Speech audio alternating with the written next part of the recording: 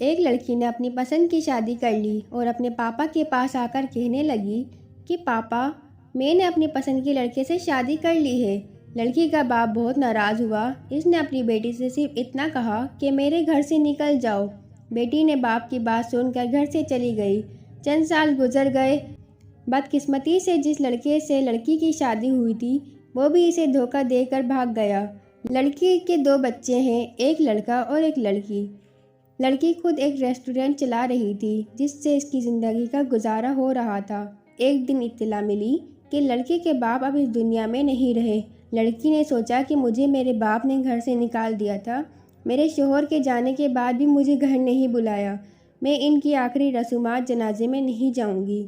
لیکن اس کے چچا لڑکی کو گھر لے کر آ گئے۔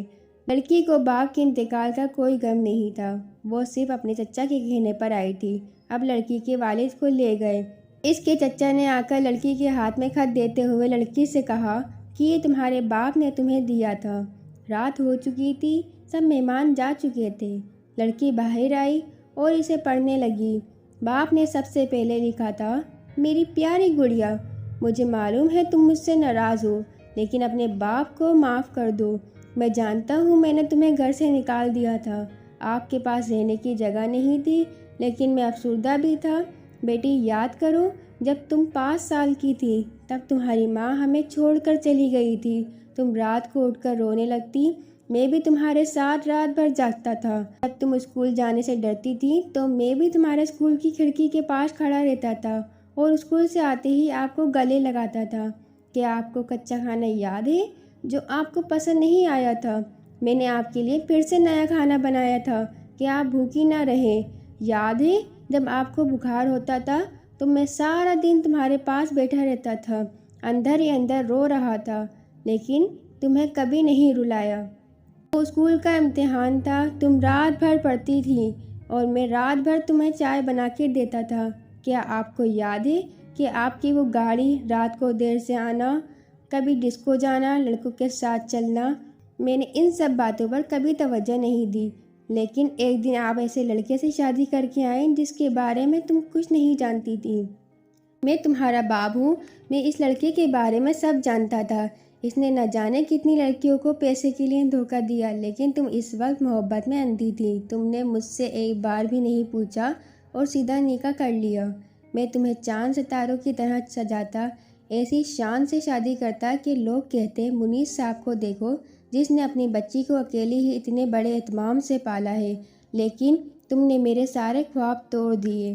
خیر، ان سب باتوں کا کوئی مطلب نہیں۔ میں نے آپ کے لیے اس لیے خط لکھا ہے تاکہ میں کچھ کہوں۔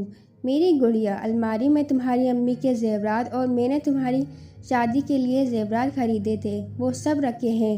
3-4 مکانات اور کچھ زمینیں ہیں۔ میں نے آپ کے اور بچوں کے سب نام کی ہیں۔ کچھ رقم بینک میں ہے، تم بینک جا کر نکال لو۔ میری گڑیا، کاش تم مجھے سمجھ پاتی۔ میں تمہارا دشمن نہیں تھا، تمہارا باپ تھا۔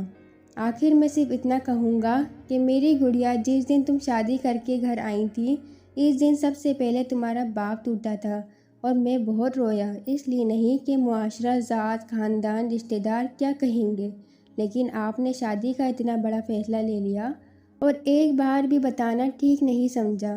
گڑیا، اب تم بھی ماں ہو، بچوں کی دکھ خوشی سب کچھ ہوتی ہے، آپ اب محسوس کر سکتی ہیں، لیکن میں اللہ سے دعا کروں گا کہ آپ کو یہ درد کبھی نہ دیکھنا پڑے۔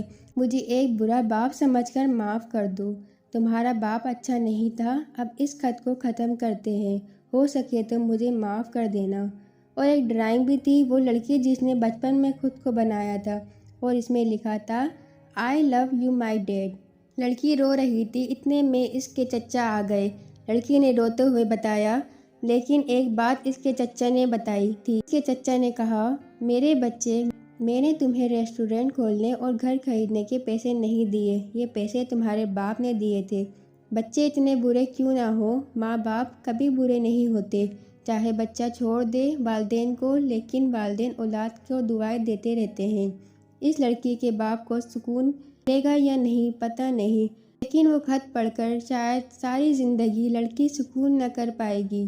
محبت کی شادی کرنا کوئی بری بات نہیں، لیکن اگر آپ اس میں اپنے والدین کو شامل کریں گے تو یہ ہمیشہ کے لیے اچھا ہوتا ہے۔